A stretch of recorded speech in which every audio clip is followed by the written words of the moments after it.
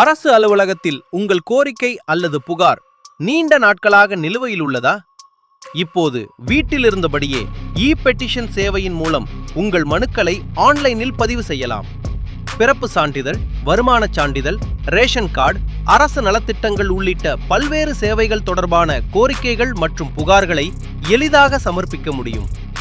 இந்த வீடியோவில் பெட்டிஷன் சேவை என்றால் என்ன, அதை எப்படி பயன்படுத்துவது, மனு பதிவு செய்வது எப்படி என்பதை முழுமையாக பார்க்கலாம்.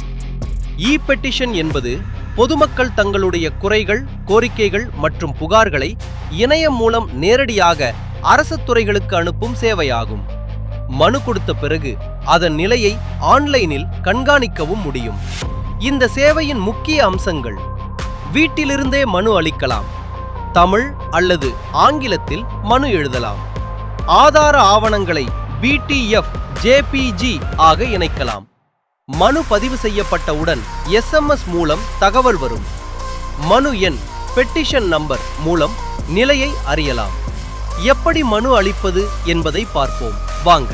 தமிழ்நாடு அரசின் பெட்டிஷன் ப்ராசஸிங் போர்ட்டல்ல மொபைல் நம்பர் கொடுத்து லாகின் செய்து பதிவு செய்யவும். உங்கள் பெயர், முகவரி, மொபைல் எண் உள்ளிட்ட விவரங்களை நிரப்பவும்.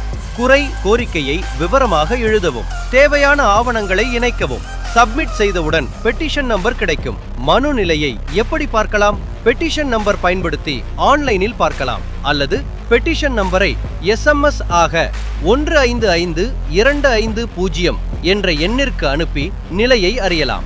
இந்த பெட்டிஷன் சேவை மட்டுமே இல்லாமல் தமிழ்நாடு அரசு முதல்வரின் முகவரி CM ஹெல்ப்லைன் என்ற சேவையையும் வழங்குகிறது.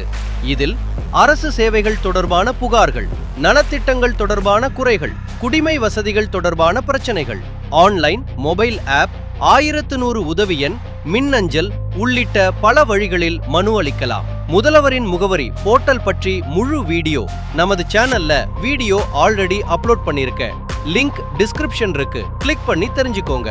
மேலும் இது போன்ற தகவல்களுக்கு சேனலை சப்ஸ்கிரைப் பண்ணுங்க. தேங்க்ஸ்.